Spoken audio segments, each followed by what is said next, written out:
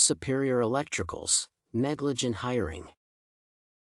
The case presented for analysis discusses Superior Electricals, further referred to as superior, negligent hiring practices that created an unreasonable risk and caused harm to others.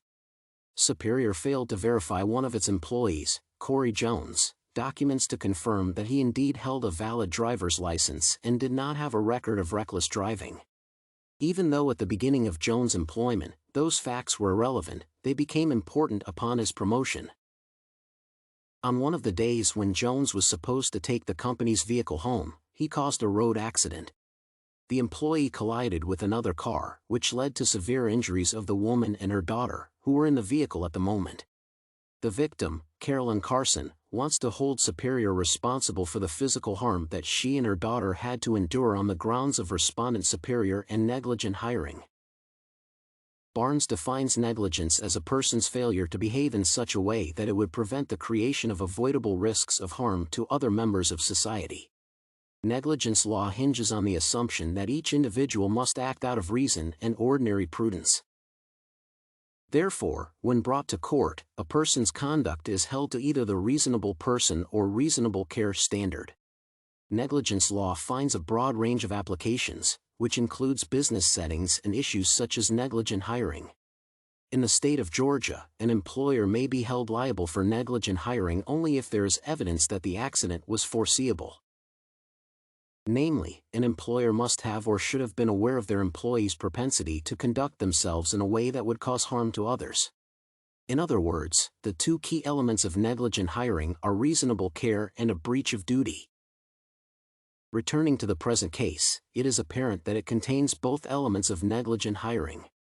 Firstly, there was a standard of reasonable care in place when Superior was hiring new employees. Even though Jones was initially hired as an apprentice electrician, meaning that he would not have to drive for work, it would still be reasonable behavior to verify Jones' claims.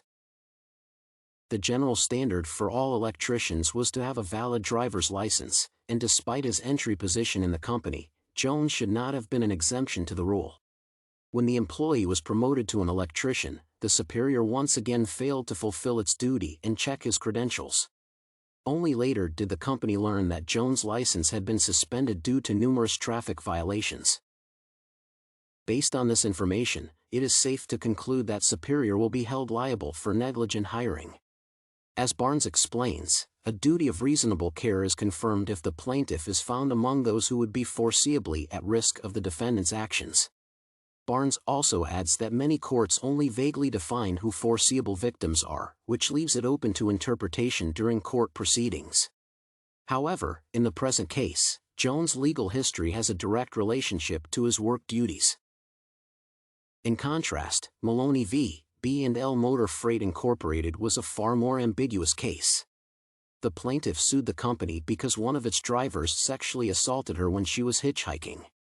B&L Motor Freight Incorporated claimed that its employees were not supposed to be providing rides to hitchhikers in the first place.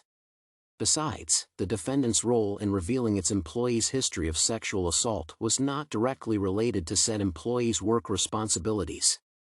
Therefore, while B&L Motor Freight Incorporated had very little chance to foresee its employee behavior, Superior was perfectly able to check Jones' background and prevent the accident.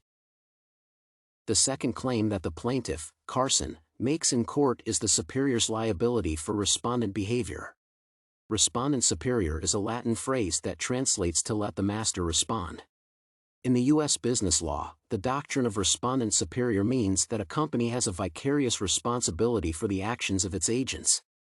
The doctrine is recognized in the state of Georgia, where employers can be held liable for car and motorcycle accidents caused by their employees' reckless driving. Based on this information, it is possible to outline the following elements of respondent superior. An employee violated the law and caused harm to others while being in the course and scope of their employment, with an intent to benefit the company. All three elements of a respondent superior can be found in the present case. Firstly, Jones was a negligent driver who single-handedly caused the collision of two vehicles. His reckless driving violated the law, be it speeding or other rules. Besides, it has been proven that he caused harm to the plaintiff, Carson, and her daughter. Secondly, since it was Jones' responsibility to keep the vehicle at home when he was driving it on his way from work, he was still fulfilling his duties. Hence, it is safe to assume that even though the accident happened after hours, Jones' actions were still in the course and scope of his employment. Thirdly, with said actions, the employee was benefiting the company. Namely, he was responsible for ensuring the safety of the corporate vehicle by keeping it at home overnight. Apart from that, letting the employee keep the car might have meant that he had more flexibility in terms of fulfilling orders, which also benefited Superior, the defendant. To make changes, one needs to study state law. In accordance with the law, masters, or employers, can be held vicariously liable for injuries or deaths caused by their servants, or employees. However, it needs to be proven that the employee was not running a personal errand when the accident happened. For example, in Raleigh v. Performance Plumbing and Heating, the plaintiff suffered severe injuries in a road accident caused by a person working for Performance Plumbing and Heating. Indeed, driving for work was one of the employee's responsibilities. The court proceedings state that the man would frequently get job materials and company tools from the construction trailers to job sites and back. However, the said employee was found to be acting out of the scope of his employment as he was driving his own truck on the way home. While doing that, he was not benefiting the company. In contrast, the present case makes it obvious that Jones was still fulfilling his duty when he was driving the company's vehicle home. Therefore, the Superior will be charged with both negligent hiring and respondeat superior.